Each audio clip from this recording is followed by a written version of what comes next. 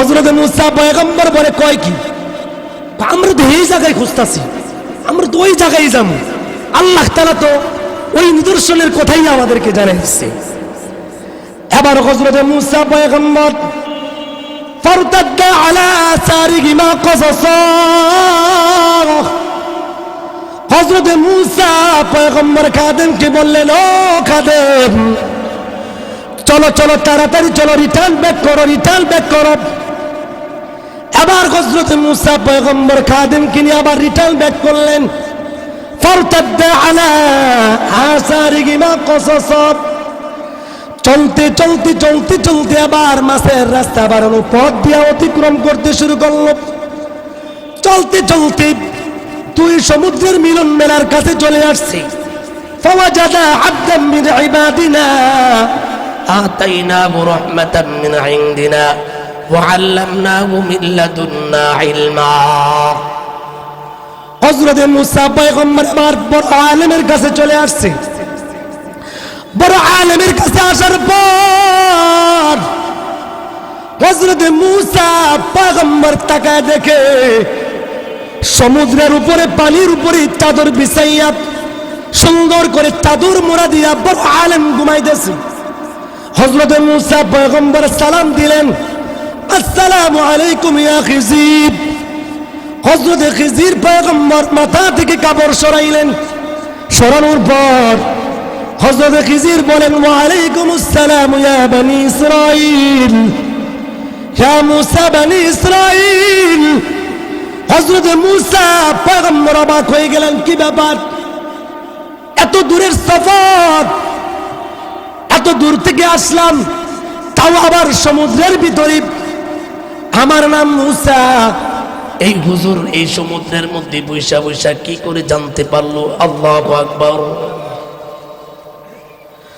হযরত মূসা পয়গম্বর আবার খিজিরকে প্রশ্ন করে বসলেন, হুজুর, আল্লাহ পাক রব্বুল আলামিন আপনার কাছে আমাকে পাঠাইছে, আপনার নাম হলো খিজির, আপনার নাম খিজির, আল্লাহ তাআলা আমাকে জানাইছে।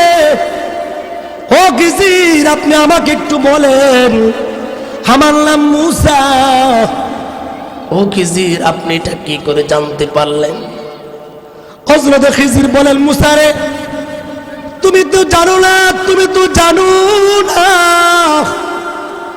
যখন তুমি বনি ইসরাইলের মধ্যে যখন তুমি জন্মগ্রহণ করেছো, হযরত মূসা আলাইহিস সালাতু ওয়াস সালাম অন্য অন্য পয়গম্বরদের মতো নন, একটু ব্যতিক্রম।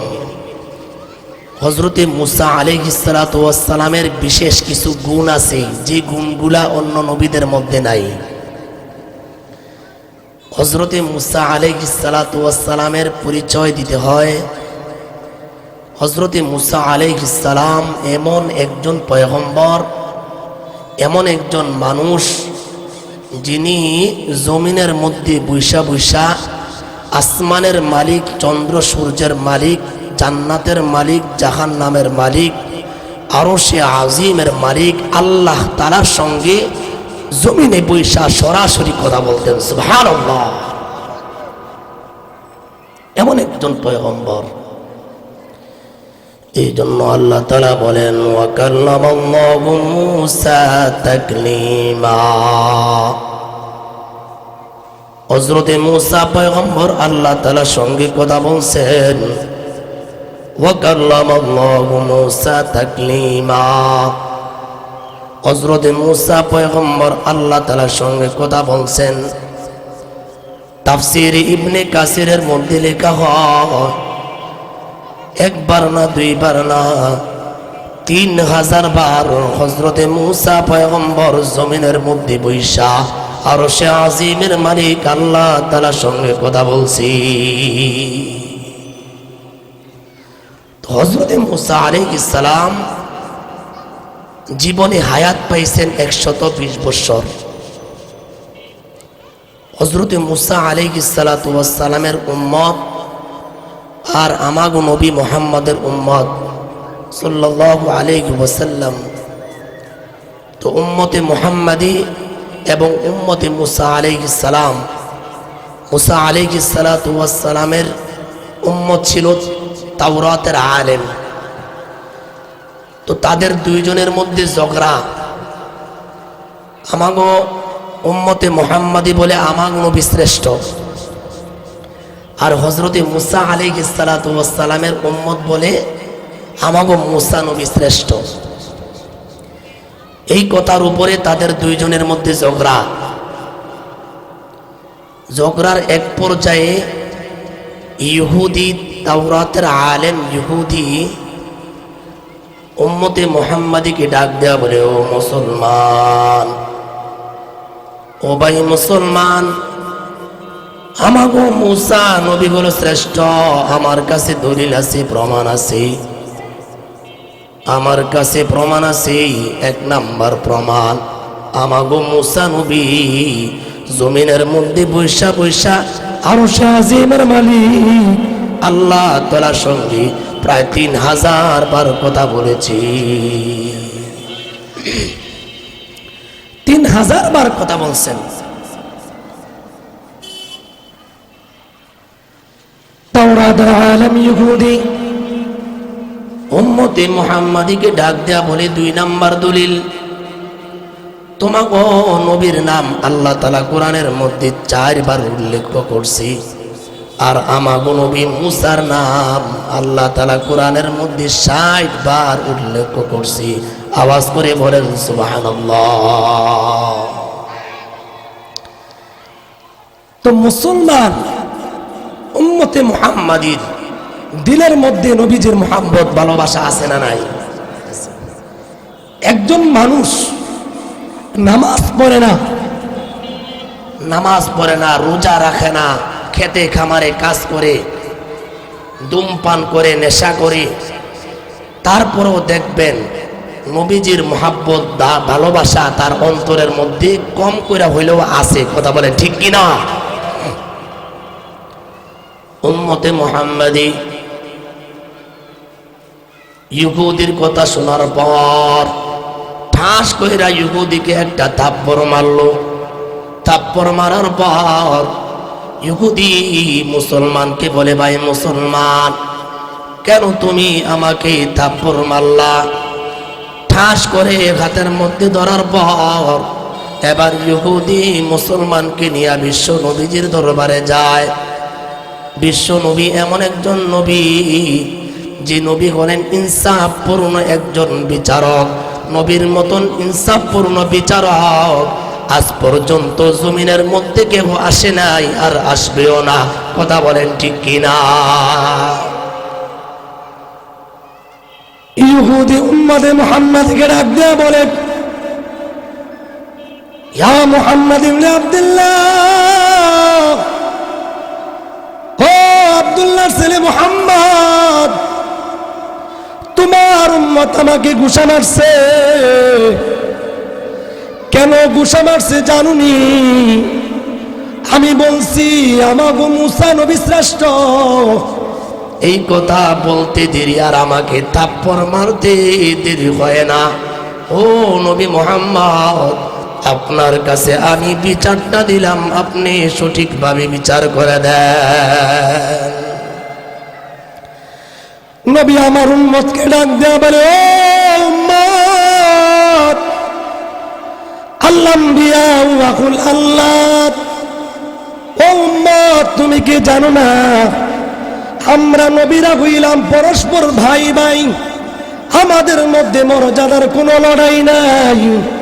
আজকাল সমাজের মধ্যে একজন নেতা আরেকজন নেতারে দেখতে পারে না, একজন মাস্টার আরেকজন মাস্টাররে দেখতে পারে না, একজন বড় লোক আরেকজন বড় লোকও দেখতে পারে না, একজন নেতা আরেক নেতারে দেখতে পারে না, একজন শিক্ষিত আরেকজন শিক্ষিতকে দেখতে পারে না, একজন ব্যবসায়িক আরেকজন ব্যবসায়ীকে দেখতে পারে না, একজন দোকানদার আরেকজন দোকানদারকে দেখতে পারে না। আজকাল সমাজে পরিবেশে এমন হয়েছে, একজন আলেম আরেকজন আলেমকেও দেখতে পারে না। কথা বলেন ঠিক কিনা?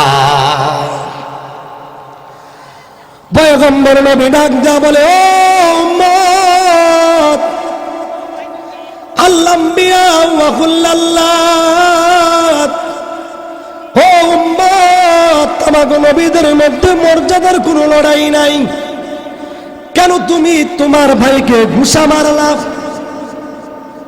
নবী আমার ডাক দিয়া বলে, উম্মত তুমি তো জানো না আমার ভাই মুসার কত দাম, কত দাম। নবী আমার ডাক দিয়া বলে, আনা আউয়ালু মান ইউনশাকু আনহুল কবরু ইয়াউমাল কিয়ামা। উম্মত কাল কিয়ামতের ময়দানে ইসরাফিল যখন ফুৎকার দিবে, ইসরাফিল যখন ফুৎকার দিবে সব কিছু বেহুশ হয়ে যাবে। সব কিছু বেহুশ হয়ে যাবার পর আবার যখন ইসরাফিল ফুৎকার মারবে, আমি নবী মুহাম্মদের কবরটা সর্বপ্রথম ফেটে যাবে। আমি নবী মুহাম্মদ সর্বপ্রথম কবর থেকে উঠিয়া দাঁড়ায়া যাব। আল্লাহু আকবার। নবী আমার ডাক দিয়া বলে, উম্মত তুমি তো জানো না আমি নবীর কবরটা সর্বপ্রথম ফাটার পর আমি যখন সবার আগে উঠে যাব, উঠার পর আমি তাকিয়ে দেখব হুয়া আখিযুম বিকিয়ামিল আরশ, আমার ভাই মুসা আল্লাহ পাক রব্বুল আলামিনের আরশে আজিমের পায়াটা ধইরা দাঁড়ায় আছি। আওয়াজ করে বলেন সুবহানাল্লাহ। নবী আমার ভাই নবী আমার হযরতে মুসা পয়গম্বরের প্রশংসা করে, নবী একজন নবী আর একজন নবীর প্রশংসা করে, অথচ একজন মুসলমান আর একজন মুসলমানের প্রশংসা করতে পারে না। এক ভাই আপন ভাইয়ের প্রশংসা করতে পারে না, বাবা সন্তানকে দেখতে পারে না, সন্তান বাবাকে দেখতে পারে না, ভাই বোনকে দেখতে পারে না, পড়োশী পড়োশীকে দেখতে পারে না। এমন অবস্থা আমাদের সমাজে আছে না নাই? নবী একজন নবী আর একজন নবীর প্রশংসা করে, বিশ্ব নবী হযরতে মুসা পয়গম্বরের প্রশংসা করে, ও উম্মত তুমি তো জানো না আমার ভাই মুসা যে আল্লাহ তাআলার আরশে আজিম ধরে দাঁড়ায় আছে। লা আদরি, বুখারী শরীফের বর্ণনা, লা আদরি আফাক ক্বাবলি আম লাম ইউফাক। ও উম্মত আমি তো বুঝতেই পারবো না আমার ভাই মুসার কি হুশ আগে আইসা গেল নাকি আমার ভাই মুসা বেহুশে হয় নাই? আওয়াজ করে বলেন সুবহানাল্লাহ। আল্লাহ তাআলা বলেন, ওয়ানুফিকা ফিস-সূরি ফাসাইকা মান ফিস-সামাওয়াতি ওয়া মান ফিল-আরদি ইল্লা মান শাআল্লাহ। হযরত ইসরাফিল যখন সিংহার মধ্যে ফুৎকার মারবে, হযরত ইসরাফিল সিংহার মধ্যে ফুৎকার মারার পর সব কিছু যখন ধ্বংস করতে থাকবে, সব কিছু বেহুশ হয়ে যাবে, কিন্তু হযরত মুসা পয়গম্বর বেহুশ হবে না। আল্লাহর পয়গম্বর বলেন কারণটা কি? হযরত মুসা কেন বেহুশ হবে না? কারণ কি? কারণ কি? আল্লাহ তাআলা বলেন, ফালাম্মা তাজাল্লা রাব্বুহু লিল জাবালি জাআলাহু দাক্কান ওয়া খাররা মুসা সাইকা। হযরত মুসা পয়গম্বর আল্লাহ তাআলাকে দেখতে চাইছে। আল্লাহ তাআলা হযরত মুসা পয়গম্বরকে ডাকছে, ও মুসা তুমি আমাকে দেখতে চাইছো? ও মুসা যাও, তোর পাহাড়ের মধ্যে যাও, আমি আল্লাহ তোমার উপরে তোর পাহাড়ে নূরের তাজাল্লি ডালতে থাকবো। আওয়াজ করে বলেন সুবহানাল্লাহ। হযরত মুসা পয়গম্বর তুর পাহাড়ের মধ্যে গেলেন। তুর পাহাড়ে যাওয়ার পর আল্লাহ পাক রব্বুল আলামিন হযরত মুসা পয়গম্বরের উপরে নূর ডালতে শুরু করলেন। আল্লাহু আকবার। নূর ডালতে শুরু করলেন। ওখররা মুসা সাইকা। হযরত মুসা পয়গম্বর নূরের তাজাল্লি দেখার পর আর হযরতে মুসা পয়গম্বর নিজেকে নিয়ন্ত্রণ রাখতে পারেন নাই, সাথে সাথে জমিনের মধ্যে বেহুশ হয়ে পড়ে যায়। আওয়াজ করে বলেন সুবহানাল্লাহ।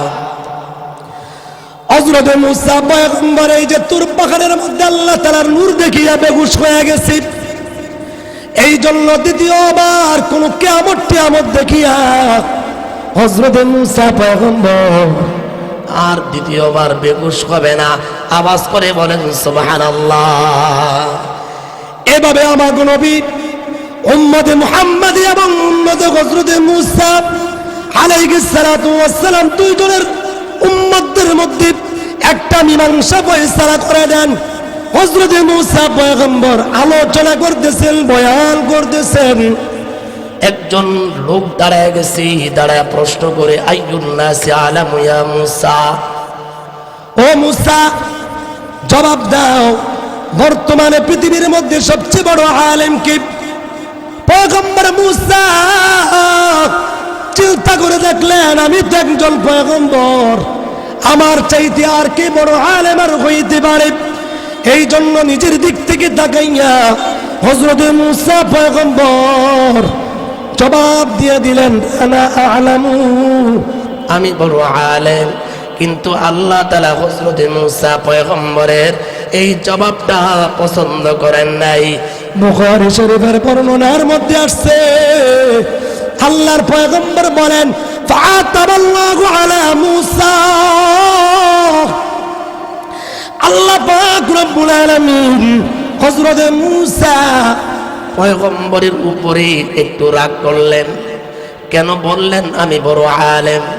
আল্লাহ তাআলা বলেন, ওয়া ফাওকা কুল্লি যী ইলমিন আলীম। ও মুসা, তুমি তো জানো না আমি আল্লাহ জ্ঞানীর উপরে জ্ঞানী রাখছি, আলেমের উপর আলেম রাখছি। তোমার চাইতেও বড় আলেম আমি আল্লাহ দুনিয়ার জমিনের মধ্যে তৈরি করে রাখছি। আওয়াজ করে বলেন সুবহানাল্লাহ। কেউ যদি বলে আমি বড় আলেম, তার চাইতে বড় আলেম আছে না নাই? হযরত মুসা পয়গম্বর আল্লাহ তাআলার কাছ থেকে কথা শোনার পর আল্লাহ তাআলার কাছে জানতে চাইলেন, আল্লাহ ওই বড় আলেমের ঠিকানা কোথায়, পরিচয় কোথায়, কোথায় থাকে ওই বড় আলেম? আল্লাহ ঠিকানা জানা দাও। আল্লাহ তাআলা বলেন, ও মুসা, মাজমাআল বাহরাইন, মুসা রে, দুই সমুদ্রের মিলন মেলায়, দুই সমুদ্রের মধ্যখানে মিলন মেলায় আমার ওই বড় আলেম বান্দা পানির উপরে চাদর বিছাইয়া ওই জায়গার মধ্যে বসে বসে ইলমাধীন বান্দাদেরকে শিক্ষা দেয়। আওয়াজ করে বলেন সুবহানাল্লাহ।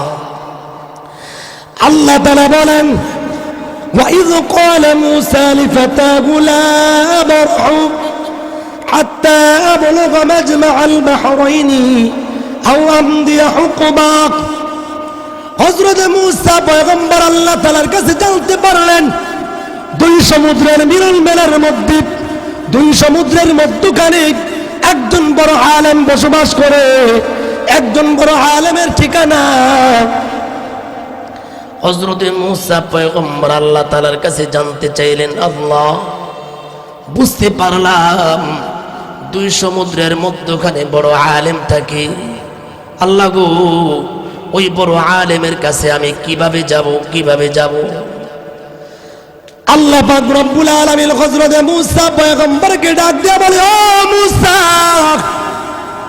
যাও বাজারের মধ্যে যাও, বাজার থেকে একটা মাছ নিয়ে আসবা, মাছটাকে সুন্দর কইরা ভাজা করবা, বোনা করবা। মাছটাকে সুন্দর করে ভাজা করে বোনা করার পর ও মুসা, এই ভাজা মাছটা নিয়ে সফর করবা। সফর করতে করতে করতে করতে যে জায়গার মধ্যে এই ভাজা মাছটা জীবিত হইয়া চলে যাবে, ওই জীবিত মাছের পিছনে পিছনে যাইবা। ওই মাছ তোমাকে বড় আলেমের পর্যন্ত রাস্তা দেখায় দিবে। আওয়াজ করে বলেন সুবহানাল্লাহ। হযরত মুসা পয়গম্বর বলেন, আল্লাহ বুঝলাম ভাজা মাছ জীবিত হইয়া চলে যাব, এই মাছের পিছনে পিছনে যাইতে হবে। আল্লাহ যাইতে কেমন সময় লাগবে? আল্লাহ পাক রব্বুল আলামিন বলেন আও আমদিয়া হুকুবা, আও আমদিয়া হুকুবা। বুখারী শরীফের মধ্যে হযরত ইমাম বুখারী রাহমাতুল্লাহি আলাইহি লেখেন, এক হুকবা সমপরিমাণ হলো 80 বছর। হযরত মূসা পয়গম্বরকে আল্লাহ তাআলা ডাক দিয়া বলেন, ও মূসা, বড় আলেমের কাছে যেতে চাও? ওই বড় আলেমের কাছে যেতে হলে 80 বছর সময় লাগবে। আওয়াজ করে বলে সুবহানাল্লাহ। যাইতে লাগবে 80 বছর, আসতেও লাগবে 80 বছর। হযরত মূসা পয়গম্বর হায়াতে পাইলেন 120 বছর। আর যখন এই ঘটনা ঘটে, হযরত মূসা পয়গম্বরের বয়স হইল 65। যদি 120 বছর থেকে 65 চলে যায়, তাকে হইল আর কয় বছর? আর মাত্র রইল 55 বছর। এই 55 বছর বয়সে হযরত মূসা পয়গম্বর 55 বছর সময় দিয়া কোথা দিয়া যাইবে আর কোথায় দিয়া আসবে? কিন্তু আল্লাহ পাক রব্বুল আলামিন যে সমস্ত বান্দারা আল্লাহ তাআলার রাস্তায় ইলমে দ্বীন শিক্ষা করার জন্য যায়, ওই সমস্ত বান্দাদের জন্য আল্লাহ তাআলার রাস্তা সহজ করে দেয়। আওয়াজ করে বলেন সুবহানাল্লাহ। হযরত মূসা পয়গম্বর হযরত মূসা পয়গম্বর বাড়ির মধ্যে আসলেন। আসার পর খাদেমকে ডাক দিলেন, ইউশা ইবনে নুন। হযরত ইউশা ইবনে নুন হলো হযরত ইউসুফ আলাইহিস সালাতু ওয়াস সালামের ছেলের ঘরের নাতি। হযরত ইউসুফ আলাইহিস সালাতু ওয়াস সালামের দুইজন সন্তান। একজন সন্তানের নাম হলো আফরাসিমা। এই আফরাসিমার ঘরে দুইজন সন্তান জন্মগ্রহণ করে।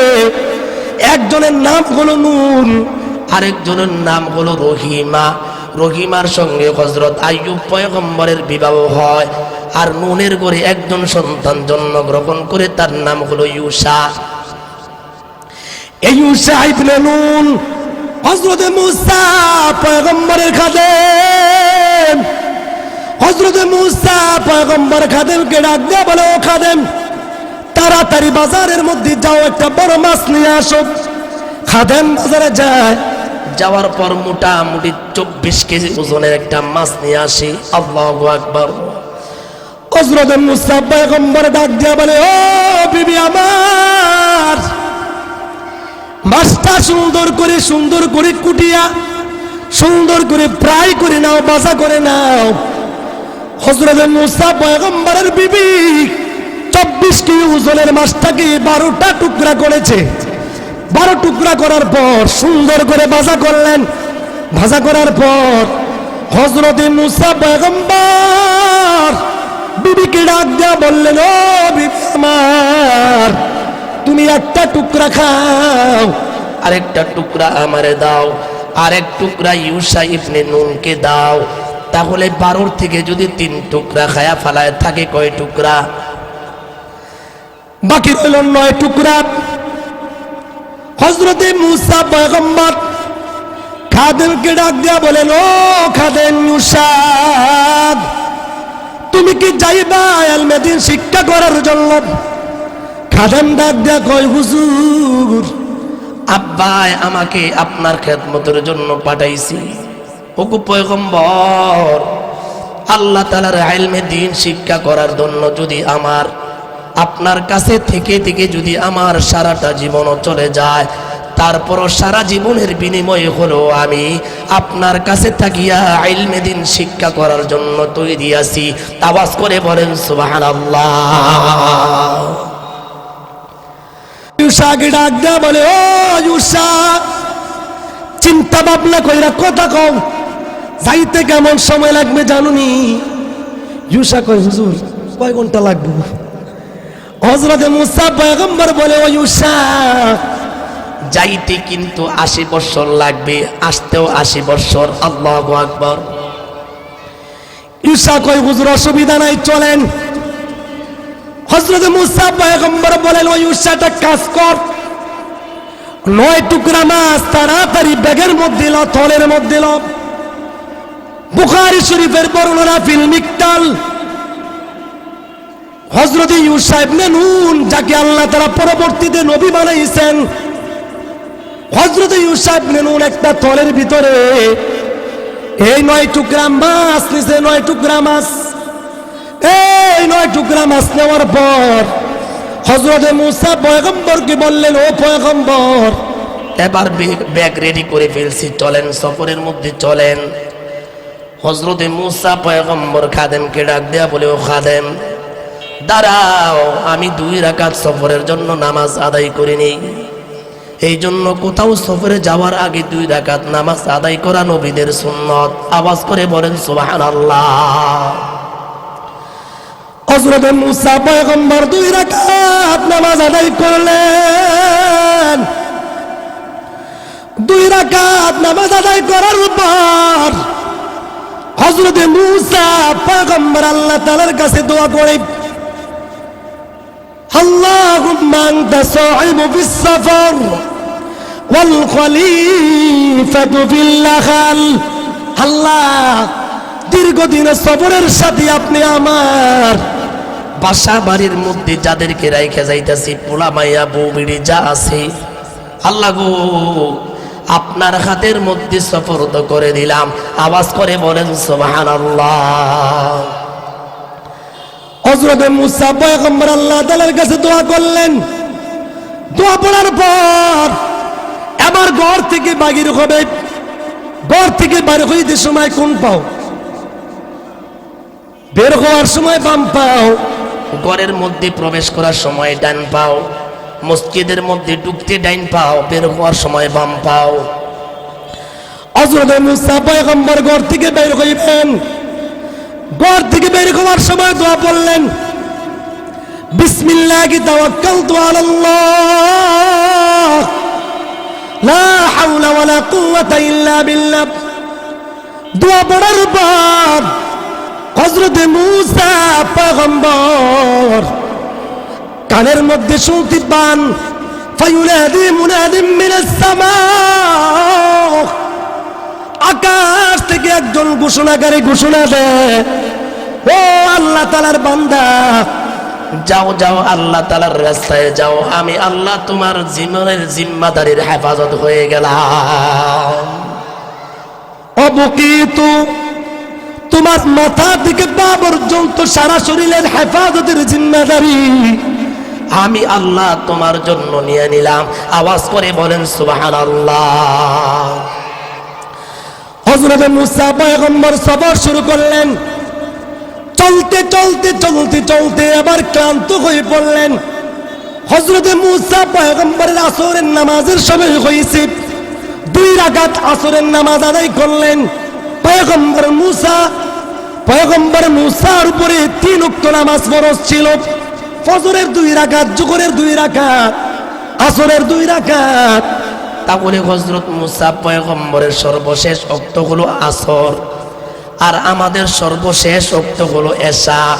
আমাদের নামাজে 5 ওয়াক্ত, নামাজের মধ্যে প্রথম ওয়াক্ত হলো ফজর, দ্বিতীয় ওয়াক্ত হলো জোহর, তৃতীয় ওয়াক্ত হলো আসর, চতুর্থ ওয়াক্ত হলো মাগরিব, 5ম নাম্বার ওয়াক্ত হলো এশা। এশার নামাজের পর আমরা সবাই ঘুমায়া যাই। এই জন্য এশার নামাজের আগে মুসলমান বান্দা ঘুমায়া যাওয়া হলো মাকরুহ। এশার নামাজের আগে ঘুমানো কি মাকরুহ।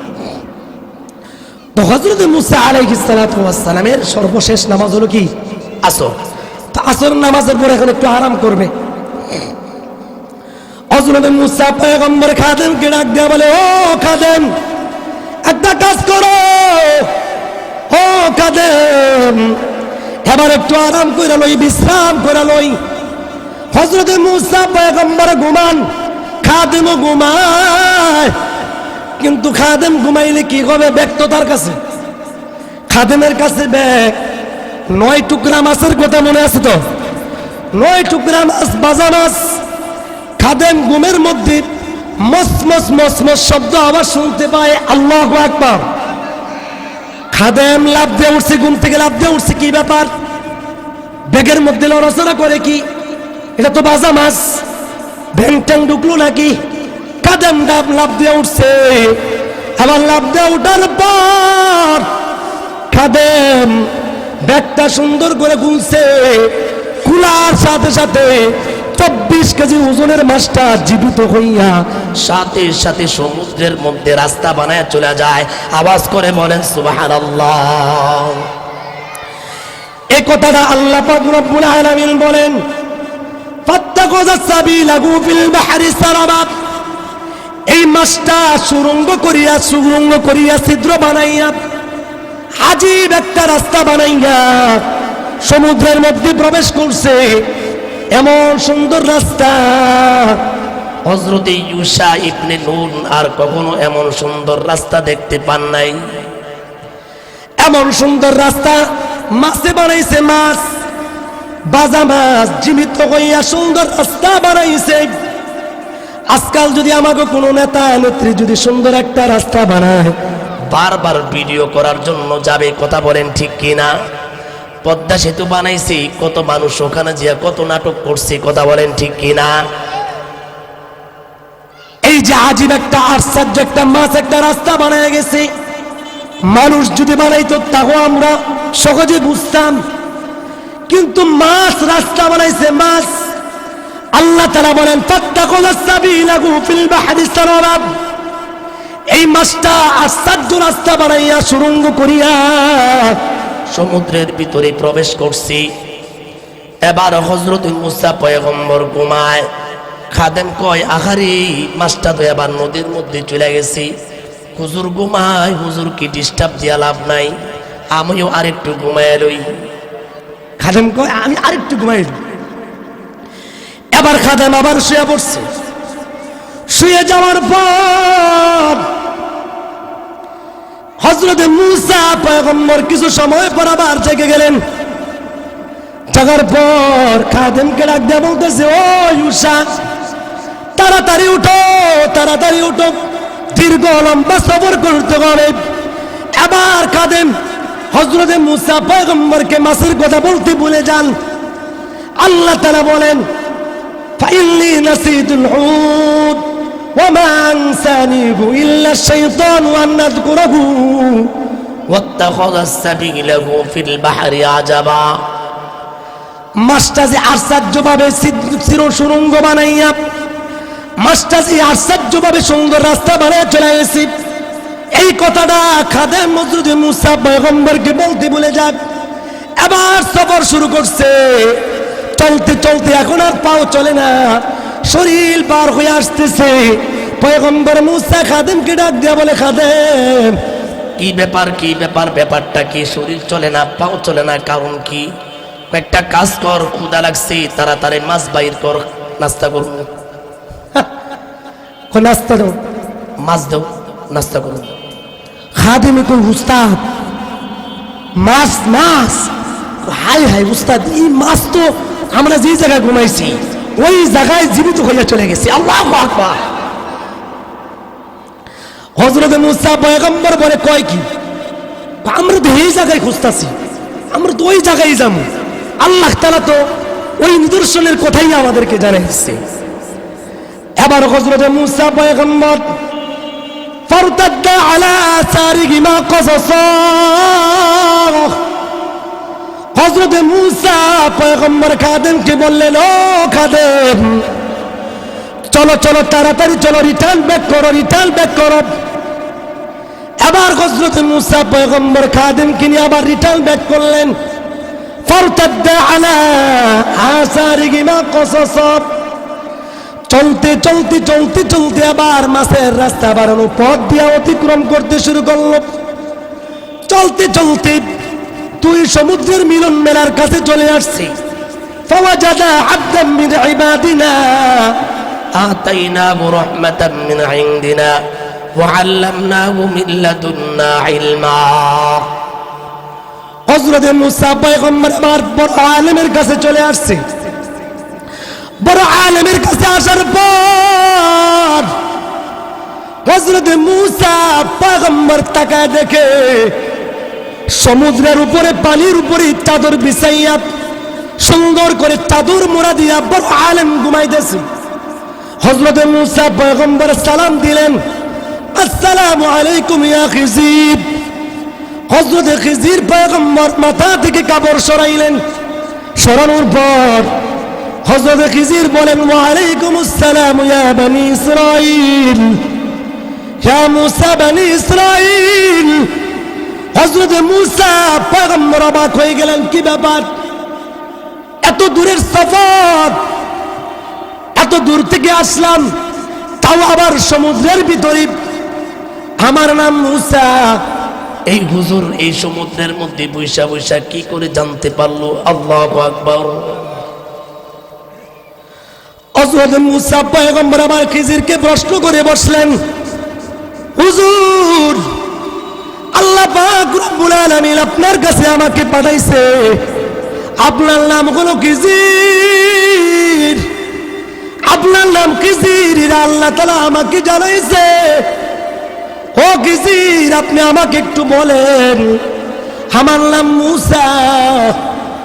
ও খিজির, আপনি এটা কি করে জানতে পারলেন? হযরত খিজির বলেন, মূসা রে, তুমি তো জানো না, তুমি তো জানো না, যখন তুমি বনি ইসরাইলের মধ্যে যখন তুমি জন্মগ্রহণ করেছো, ও মূসা, তোমার মা ফেরাউনের ভয়ে তোমাকে একটা বাক্সের ভিতরে ঢুকাইয়া দিছে। বাক্সের মধ্যে ঢুকানোর পর, ও মূসা, তোমার মা তোমাকে নিরাপত্তার জন্য সমুদ্রের মধ্যে তোমাকে ফালায়া দেয়। তোমার মা তোমাকে নদীর মধ্যে ফেরায়া দেওয়ার পর তোমার মা চোখের পানি ফেলি ফেলি কান্দে। মূসা রে,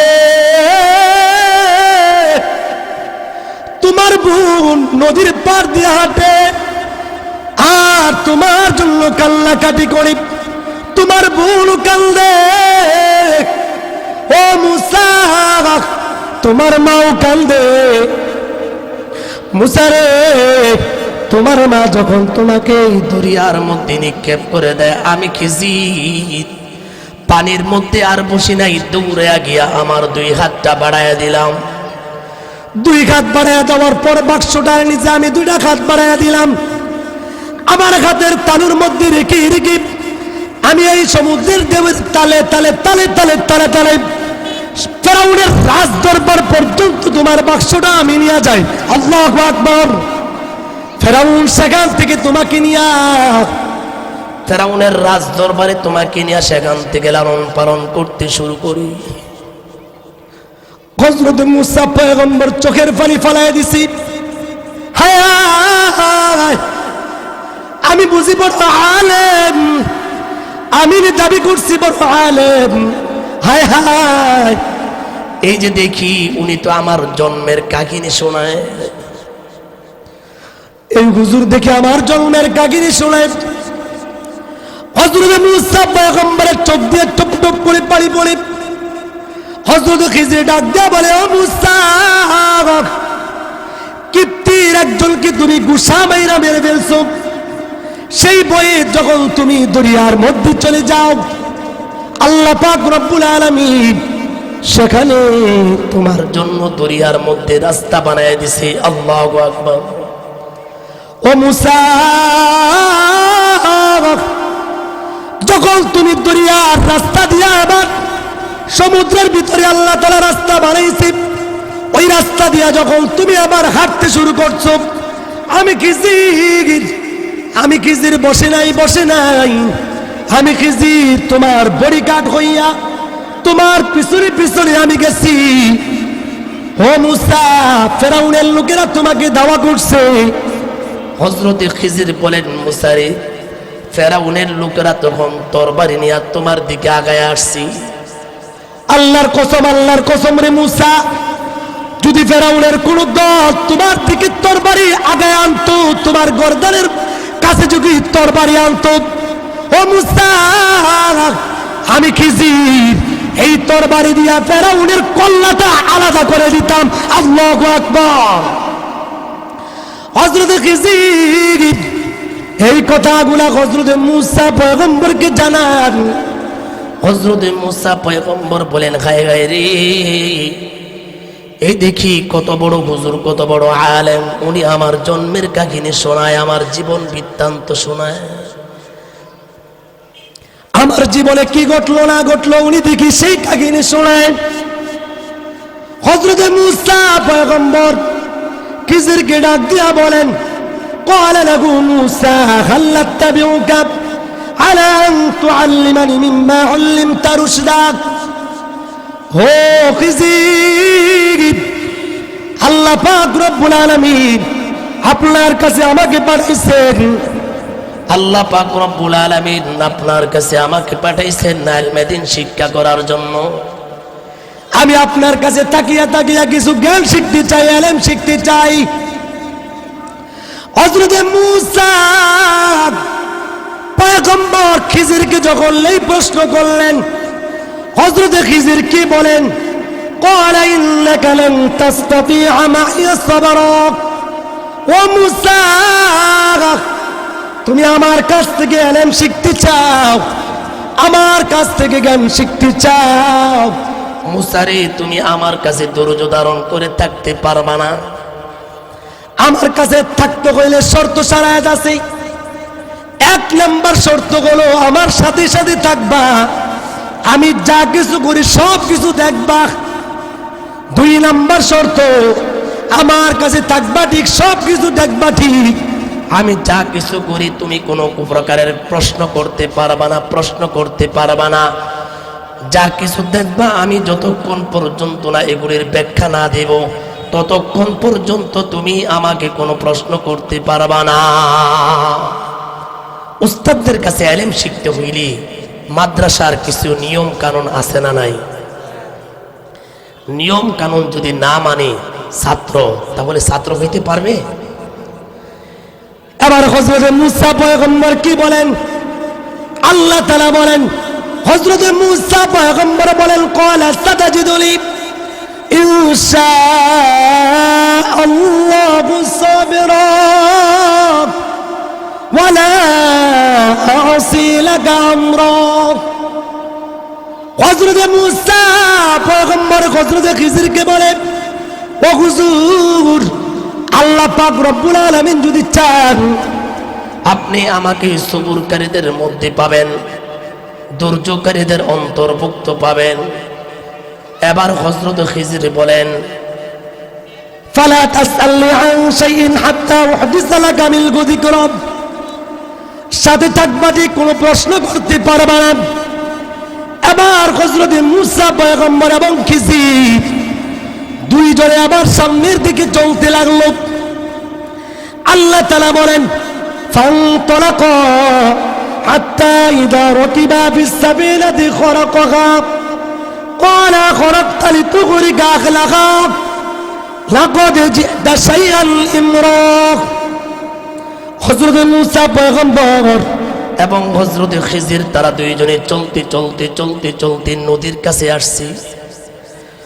নদীর পাশে আসার পর একজন নৌকাওয়ালাকে ডাক দিছে, এই নৌকাওয়ালা এদিকে আসো। নৌকাওয়ালা কয়, কি ব্যাপার? এই হুজুরকে দেখে আমি নদীর মধ্যে সবসময় জানামাজ বিছায় ইবাদত করে পানির মধ্যে, আজকে হুজুরের কেন নৌকা লাগলো? কি ব্যাপার, ব্যাপারটা কি? নৌকাওয়ালা কয়, আল্লাহ যা করে করব, আজকে মনে হয় আমার কপাল লাগছে, হুজুরের এতদিন খেদমত করতে পারি নাই, আজকে হুজুরের খেদমত করার একটা সুযোগ হইছে। তাড়াতাড়ি করিয়া নৌকা নিয়ে আসছি। নৌকা নিয়ে আসার পর এই বাবা দেখবেন অনেক রিস্কাওয়ালা, অনেক অটোওয়ালা, অনেক দোকানদার, অনেক সিনজিওয়ালা, বাসওয়ালা, আলেম ওলামা দেখলে, মসজিদের ইমাম মুয়াজ্জিন দেখলি নিজের জামার গামছাটা দিয়া সুন্দর করে সিটটা সুন্দর করে মুছা দেয়, হুজুর বসেন বসেন। আবার অনেক অটোওয়ালা, সিএনজিওয়ালা, অনেক আলেম ওলামাদের কাছ থেকে ভাড়া নিতে চায় না, অনেক গাড়িওয়ালা হুজুরদের কাছ থেকে ভাড়া নিতে চায় না। কথা বলেন ঠিক কিনা? এবার নৌকাওয়ালা নৌকা নিয়ে আসছি। নৌকাওয়ালা নৌকা নিয়ে আসার পর দুইজনে নৌকার উপরে উঠলেন।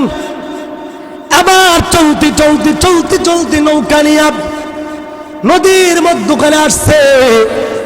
আসার পর হযরতে মুসা পয়গম্বর বলেন, ও নৌকাওয়ালা, তোমার ভাড়া কত? নৌকাওয়ালা কয়, হুজুর মাফ চাই, দোয়াও চাই। হুজুর, জীবনে বহুত ভাড়া নিছি, কিন্তু আজকে আপনাদের কাছ থেকে আমি ভাড়া দেব না। হুজুর গো, আপনার কাছ থেকে আমরা ভাড়া নিব না। হযরতে মুসা পয়গম্বর বলেন, ভাড়া না দিলে চলবে কেমনে? হযরতে মুসা পয়গম্বর যখন এই কথা বললেন, হযরতে খিজির বলেন, তোমার বইটাটা আমার হাতে দাও। হযরতে খিজির যখন বইটা চাইলেন, নৌকাওয়ালায় মনে মনে কয়, এরে আবার হুজুরে বইটা দিয়ে কি করব? নৌকাওয়ালা কয়, হুজুর আজকে ভাড়া নিব না, আজকে আমার জন্য দোয়া করলেই চলবো। হযরতে খিজির বলেন, দোয়া? ঠিক আছে, দাও, বইটাটা হাতে দাও। বইটাটা হাতে দেওয়ার পর ঠাস করে দিছে এক নৌকার মধ্যে ভারী, সাথে সাথে নৌকা ছিদ্র হয়ে গেছে। আল্লাহু আকবার। নৌকা ছিদ্র হয়ে গেছে। আবার হযরতে মুসা পয়গম্বর তাকায় তাকায় দেখছে। দেখার পর হযরতে মুসা পয়গম্বর প্রশ্ন করে বসছে। হযরতে মুসা পয়গম্বর বলেন, ক্বালা আখরাকতা লিতুগরিকা আখলাকা লাকাদ জি'তা শাইআন ইমরান। ও খিজির, আপনি এটা কোনো কাজ করলেন? নদীর মধ্যখানে ছিদ্র করে দিলেন, নৌকা ফাটায় দিলেন, আমরা তো এখন নদীর মধ্যে ডুবা মারা যাবো। ও খিজির, আপনি তো কাজটা তেমন একটা ভালো করেন নাই। হযরতে খিজির শর্ত ছিল কি? কোনো প্রশ্ন করা যাবে না। এবার হযরত খিজির বলেন, ক্বালা আলাম আকুল ইন্নাকা লান তাস্তাদিআ মাইয়া সাবরা। ও মুসা, আমি তো আগে বলেছি, মুসা রে, তুমি আমার সাথে ধৈর্য ধারণ করতে পারবে না। ও মুসা, কেন তুমি আমাকে আবার প্রশ্ন করলা? হযরতে মুসা পয়গম্বর বলেন, লা তুআখিযনি বিমা নাসিতু ওয়া লা তুরহিকনি মিন আমরি ইউসরা। অপরাধ যদি ছাত্ররা করে ফেলে, যখন বলি হুজুর মাফ করে দেন, হুজুররা মাফ করেনি। হযরত মুসা পয়গম্বর বলে, হুজুর ভুল হয়ে গেছে, মাফ করে দেন। হযরতে মুসা পয়গম্বর বলেন, হুজুর সামনের দিকে আর এমন হবে না। হযরতে মুসা পয়গম্বর নৌকার দিকে তাকায় দেখে নদীর মধ্যখানে হযরতে খিজির যখন নদীটার মধ্যে নৌকাটা ফাটায় দেয়, একটা ফোঁটা পানিও নৌকার ভিতরে প্রবেশ করে না। আওয়াজ করে বলেন সুবহানাল্লাহ। একটা ফোঁটা পানিও নদীর ভিতরে প্রবেশ করে না। হযরতে মুসা পয়গম্বর এবার হযরতে খিজিরকে নিয়ে আবার সামনের দিকে চলতে শুরু করলেন। চলতে চলতে চলতে চলতে আবার নদীর উপরে গেলেন।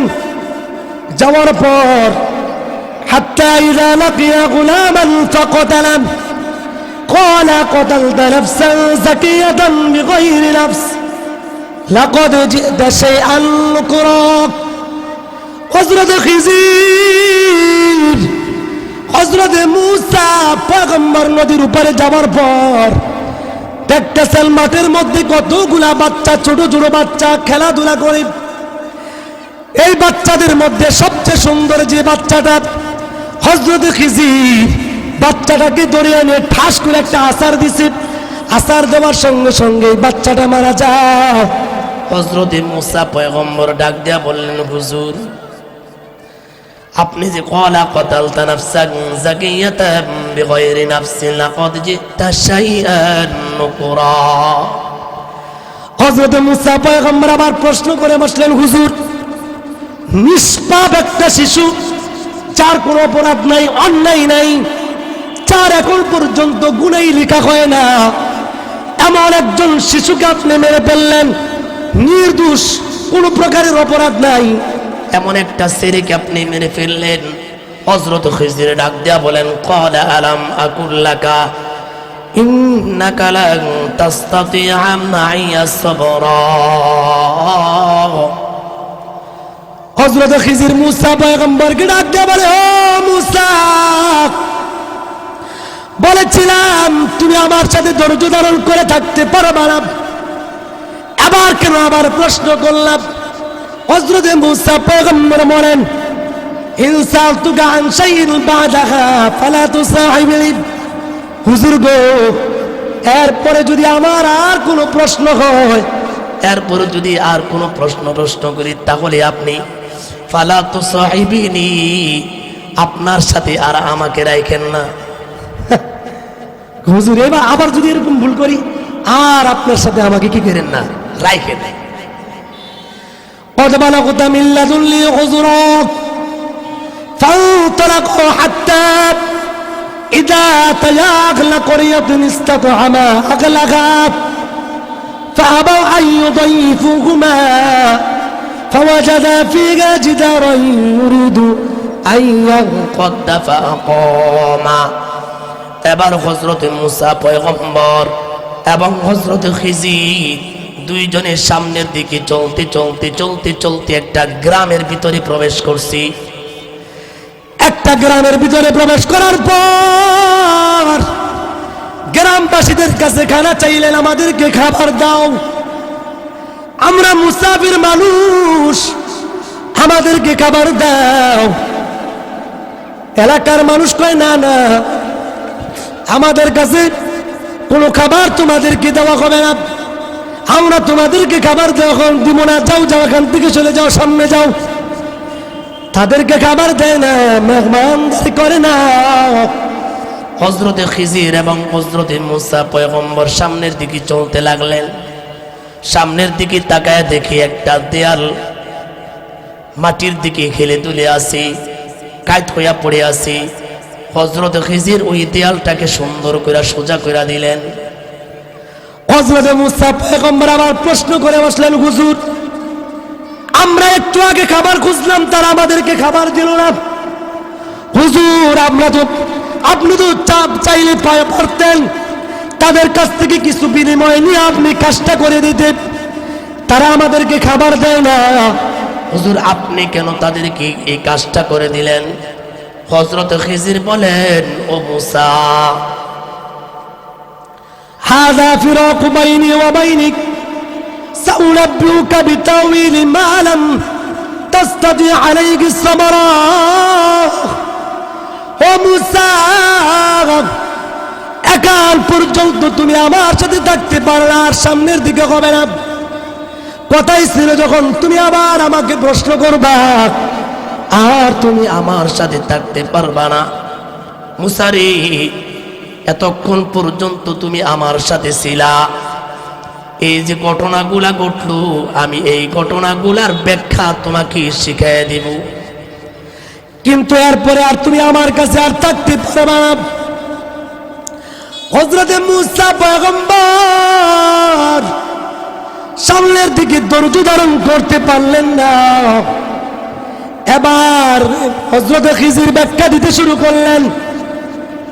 হযরত খিজির বলেন, আম্মাস সাফিনাতু ফাকানাত লিমাসাকিন ইয়ামালুনা ফিল বাহরি ফারতাদু ফারাদতু আন আইবাহা ওয়া কানা ওয়ারাআহুম মালিকুন ইয়াখুযু কুল্লা সাফিনাতিন গাসবা।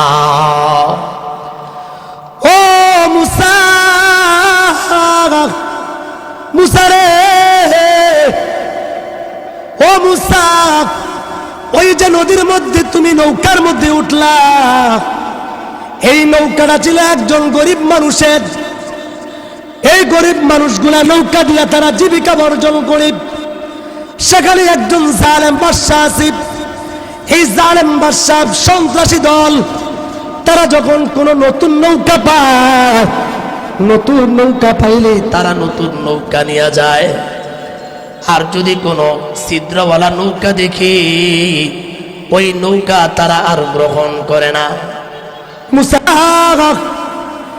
এই ওয়ালের ভিতরে এতিমদের মাল, এতিমরা হলো না বালক। এতিমরা যখন বড় হবে, বড় হবার পর তারা যেন তাদের মালগুলা, তাদের সম্পদগুলা তারা সঠিকভাবে বুঝে নিতে পারে। এই জন্য আমি খিজির তাদের এই দেয়ালটাকে বিনা পারিশ্রমিকে সোজা করে দিলাম। আওয়াজ করে বলেন সুবহানাল্লাহ।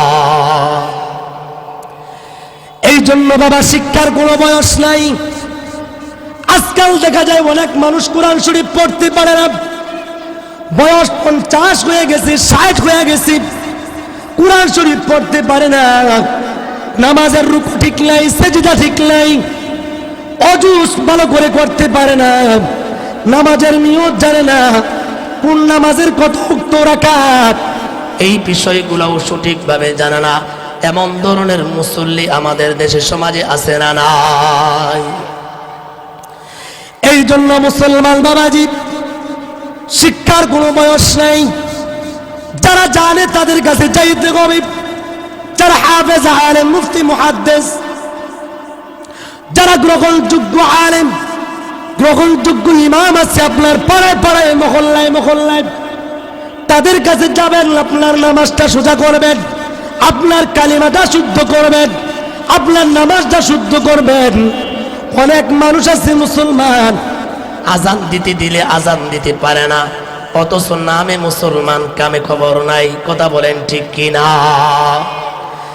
এই জন্য বাবাজি দুনিয়া হলো অস্থায়ী, আখিরাত চিরস্থায়ী।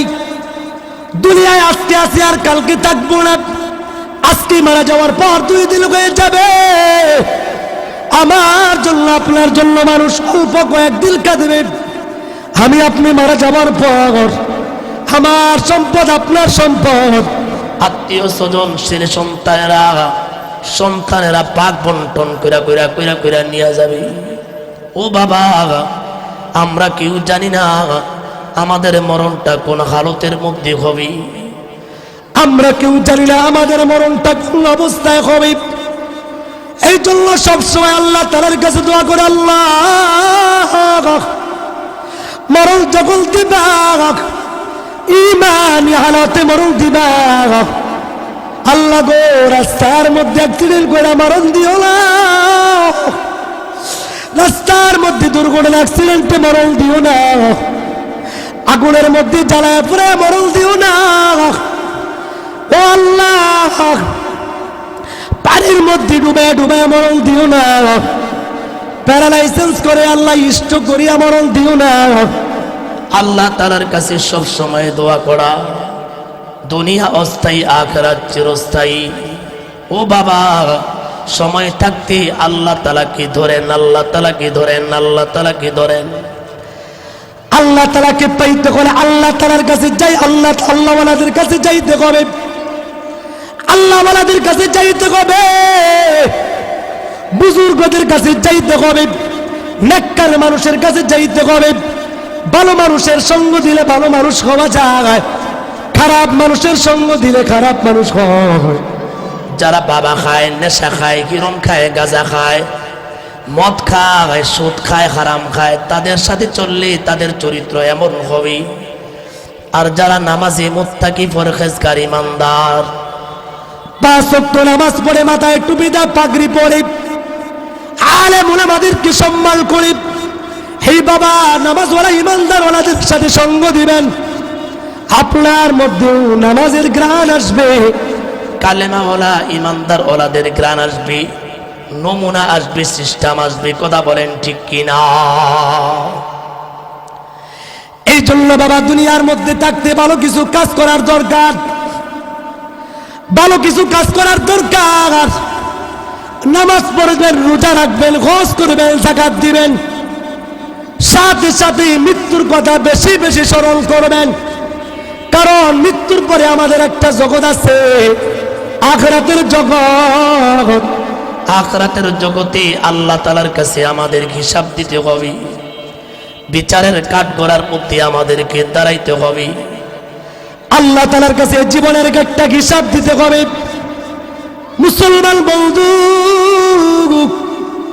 কে কিভাবে টাকা উপার্জন করে, কে কিভাবে দিন কাটায়, রাত্রি কাটায়, সব কিছুর খবর আল্লাহ তাআলার কাছে আছে। আল্লাহু আ'লামু বিমা তুখফিস সুদূর। আল্লাহ পাক রব্বুল আলামিন বান্দাদের অন্তরের মধ্যে কি কল্পনা জল্পনা আছে, সব কিছুর খবর আল্লাহ তাআলা জানেন, আল্লাহ তাআলা জানেন। এই জন্য পয়গম্বরেরা সারাটা জীবন বিসর্জন দিয়া ইসলামের দাওয়াত দিয়ে গেছে। কথা বলেন ঠিক কিনা? হযরত সুলাইমান পয়গম্বর জীবনের মধ্যে অনেক স্বপ্ন, জীবনের মধ্যে বড় আশা। আল্লাহ তাআলার কাছে বলে, আল্লাহ আমার জীবনে বড় আশা, আমি যেন একটা মসজিদ বানায়া যাইতে পারি। হযরত সুলাইমান পয়গম্বর একটা মসজিদ বানাইতে শুরু করলেন। হযরত সুলাইমান পয়গম্বর জীবনের সর্বশেষ আশা রাজা হওয়ার স্বপ্ন দেখে নাই, বাদশাহী কাকে দেয়া যাইবার স্বপ্ন দেখে না। হযরত সুলাইমান পয়গম্বর বাইতুল মুকাদ্দাস নির্মাণ করতে শুরু করছি। যখন নির্মাণ করতে করতে করতে করতে হযরত সুলাইমান দেখলেন বাইতুল মুকাদ্দাস অর্ধেক পর্যন্ত তৈরি হয়ে গেছে। কন্ট্রাক্ট দিয়েছিলেন জিনদেরকে, চিল্লাতেরা বাইতুল মুকাদ্দাস অর্ধেক পর্যন্ত নির্মাণ করেছে। আল্লাহ পাক রব্বুল আলামিন হযরত জিবরাইলকে পাঠাইলেন, ও জিবরাইল যাও আমার পয়গম্বর সুলাইমানকে জানিয়ে দাও, ওগো পয়গম্বর আল্লাহ তাআলা বলছে আপনার আর দুনিয়ার বুকে থাকার সময় আর নাই, আর নাই, আর নাই। ওগো পয়গম্বর সুলাইমান, দুনিয়ার বুকে আপনি আর থাকতে পারবেন না, আপনার টিকিটের মেয়াদ শেষ হয়ে গেছে। আমাদের জীবনের টিকিটের মেয়াদ কিন্তু শেষ হচ্ছে, আমরা কিন্তু বুঝি না। আমাদের জীবনের মেয়াদ শেষ হয়ে যাচ্ছে, কিন্তু আমরা বুঝতেও চাই না। খালি দুনিয়ার লাভ বুঝি, দুনিয়ার লাভ বুঝি, দুনিয়ার লাভ বুঝি। এই বাবা হযরত সুলাইমান পয়গম্বর এই সংবাদ যখন জানতে পারলেন হযরত জিবরাইলের মাধ্যমে, হযরত সুলাইমান পয়গম্বর জিবরাইলকে বললেন, ও জিবরাইল একটা কাজ করো, আল্লাহ তাআলাকে বলো হযরত সুলাইমান পয়গম্বর বলছে আরেকটু হায়াত বাড়ায়া দেওয়ার জন্য। হযরত জিবরাইল আলাইহিস সালাতু ওয়াস সালাম আল্লাহ তাআলার কাছে গেলেন। আল্লাহ তাআলাকে বললেন, আল্লাহ আপনার পয়গম্বর সুলাইমান বলছেন একটু হায়াত বাড়ায়া দেওয়ার জন্য। আল্লাহ তাআলা বলেন, ইদা জাআ আজালুহুম লা ইস্তাখিরুনা সাআতান ওয়ালা ইস্তাকদিমুন। ও জিবরাইল যাও যাও সুলাইমানের কাছে যাও, জানিয়ে দাও আমি আল্লাহ তাআলা যেই হায়াত নির্ধারণ করেছি ওই হায়াতের মধ্যে কারোর জন্য বাড়ানো হবে না, কমানো হবে না। নির্দিষ্ট সময়ের মধ্যে আমি আল্লাহ আমার পয়গম্বর সুলাইমানের জানটা কবজ করে ফেলবো। হযরত জিবরাইল আসিয়া হযরত পয়গম্বর সুলাইমানকে বলতেছেন, ও পয়গম্বর সুলাইমান আল্লাহ তাআলা বলছেন হায়াত বৃদ্ধি করা হবে না। আল্লাহ গো, এবার হযরত সুলাইমান পয়গম্বর আল্লাহরে ডাকে, আল্লাহ আপনি আমাকে হায়াত বৃদ্ধি করবেন না বুঝলাম। আল্লাহ আপনার কাছে আমার আরজ আমি যেন বাইতুল মুকাদ্দাসকে পরিপূর্ণ করে যেতে পারি। আল্লাহ বাইতুল মুকাদ্দাসটা অর্ধেক পর্যন্ত কাজ পূর্ণ হয়েছে, এখনো পর্যন্ত পূর্ণ কাজ নির্মাণ শেষ হয় নাই। আল্লাহ গো, জিন্নাতেরা যদি জানতে পারে আমি সুলাইমান মারা গেছি, তাহলে জিন্নাতেরা সব কাজ তুইয়া এখান থেকে সব ভাগ্যা পলায়ন করে চলে যাবে, আর কাজ করবে না, কাজ করবে না। আল্লাহ গো, আপনি যদিও আমার জান কবজ করে ফালান, আল্লাহ নামাজরত অবস্থায় আমাকে মরণ দিবেন। আল্লাহু আকবার। হযরত সুলাইমান পয়গম্বর আল্লাহকে বলেন, আল্লাহ আমি যখন নামাজের মধ্যে দাঁড়াবো, নামাজের মধ্যে দাঁড়ানোর পর আল্লাহ আমার লাঠিটাকে আমি পা থেকে আমার থুতনি পর্যন্ত আমি এই লাঠির মধ্যে পর দিয়া নামাজের মধ্যে দাঁড়াবো। আল্লাহ এই নামাজরত অবস্থায় আমার মরণটা দিবেন, কিন্তু শয়তানেরা যেন, জিন্নাতেরা যেন বুঝতে না পারে আমি পয়গম্বর সুলাইমান দুনিয়া থেকে চলে গেছি। আল্লাহ তাআলা বলেন, ও পয়গম্বর সুলাইমান, যাও যাও, আমি আল্লাহ তোমার এই দোয়াকে কবুল আর মঞ্জুর করে নিলাম। হযরত পয়গম্বর সুলাইমান মিহরাবের ভিতরে প্রবেশ করলেন। মিহরাবের ভিতরে প্রবেশ করার পর নামাজের মধ্যে দাঁড়া গেছে। নামাজের মধ্যে দাঁড়ানোর পর পয়গম্বর সুলাইমান লাঠিটা তোতা থেকে পা পর্যন্ত ঠেকায় দিলেন। নামাজের মধ্যে দাঁড়াইছেন। এমন অবস্থায় আল্লাহ তাআলা আজরাইলকে বললেন, আজরাইল যাও, আমার বন্ধু সুলাইমানের জানটা কবজ করে নিয়ে আসো। হযরত আজরাইল ইতিমধ্যে চলে আসছি। আসার পর হযরত সুলাইমান পয়গম্বরের জানটা কবজ করে নিয়ে যায়। আমরাও আল্লাহ তাআলার কাছে দোয়া করব, আল্লাহ আমাদের যখন মরণ হবে নামাজরত অবস্থায় মরণ দিয়েন। সকলে বলেন আমিন। মুসলমান বাবাজি, জিন্নাতেরা মসজিদের কাজ করতেছে, নির্মাণের কাজ চলতেছে উড়াদুরা। হযরত সুলাইমান পয়গম্বর মিহরাবের ভিতরের মধ্যে আছে। মিহরাবের ভিতরে সোজা হয়ে দাঁড়িয়ে আছে। এবার জিন্নাতের মধ্যে একটা জিন্নাত তাকায় দেখি পয়গম্বর সুলাইমান লড়াচড়া করে না, লড়াচড়া করে না। ওই জিনটা ছিল খুব চালাক জিন। জিন্নাত বলে, কি ব্যাপার, কি ব্যাপার? আমাগো সর্দার, আমাগো বাদশাহ সুলাইমান দি লড়াচড়া করে না, কারণটা কি? জিনদের মধ্যে যে সর্দার ডাক দিয়া বলে, সাবধান সাবধান, দেখছো সুলাইমান পয়গম্বর লাঠি নিয়ে দাঁড়ায় আছি, বেশি কথা কইবা, উল্টা পাল্টা করবা, লাঠির বাড়ির সাথে তোমাদের অস্তিত্ব থাকবে না। আওয়াজ করে বলেন সুবহানাল্লাহ। দিন যায়, রাত যায়, বছর যায়, বাইতুল মুকদ্দাস, যে বাইতুল মুকদ্দাসকে আজকে ইহুদিরা বারবার বাইতুল মুকদ্দাসের মধ্যে হামলা করে, মুসলমানদের মধ্যে বারবার তাদেরকে হামলা করে, ছোট ছোট শিশুদের উপরে তারা রক্তাক্ত করে হামলা করে, সেখানে মুসলমানদেরকে নামাজ আদায় করতে দেয় না। তারা পরিকল্পনা করেছে বাইতুল মুকদ্দাসের মধ্যে তারা শুকুরের খামার বানাবে। বাংলার মুসলমান, আমাদেরকে খুব সাবধান থাকতে হবে।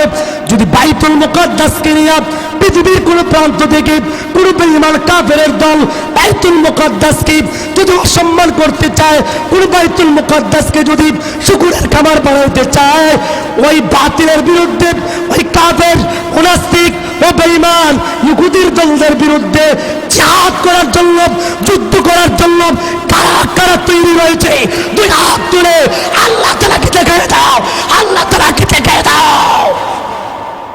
নারে তাকবীর, নারে তাকবীর, আল্লাহু আকবার। আল কোরআনের আলো করে করে জালো, ইসলামের শত্রুরা, বাইতুল মুকদ্দাসের শত্রুরা, নারে তাকবীর। আল্লাহ পাক রব্বুল আলামিন জিল্লাতদের মাধ্যমে যখন কাজটাকে সম্পূর্ণ করে নেন, এবার আল্লাহ পাক রব্বুল আলামিন ওই পোকা কাটনেওয়ালা পোকাদেরকে বললেন, দাব্বাতুল আরদ, এক জাতীয় পোকাকে বললেন, ও পোকা তাড়াতাড়ি যাও, আমার পয়গম্বর সুলাইমানের লাঠিটা নিচের দিকে খাইতে শুরু করো। এবার লাঠি নিচের দিক দিয়ে খাইতে শুরু করছে। যখন বাইতুল মুকদ্দাসের কাজটা কমপ্লিট হয়ে গেছে, হযরতে সুলাইমান পয়গম্বর ডান কাত হইয়া সুন্দর করে জমিনের মধ্যে পড়ে যায়। আওয়াজ করে বলেন সুবহানাল্লাহ। জিন্নাতেরা দৌড়ে আসছে, কি ব্যাপার কি ব্যাপার? আমাকে বাদশা পড়ে গেছে, তাড়াতাড়ি করো, আমাকে বাদশাকে তাড়াতাড়ি ধরো, তাড়াতাড়ি ধরো। জিন্নাতেরা ধরাধরি করিয়া বাইতুল মুকাদ্দাসের রুমের ভিতরে নিয়ে যায়, মসজিদের ভিতরে নিয়ে যায়। নিয়ে যাওয়ার পর জিনেরা কয়, দাঁড়া দাঁড়া,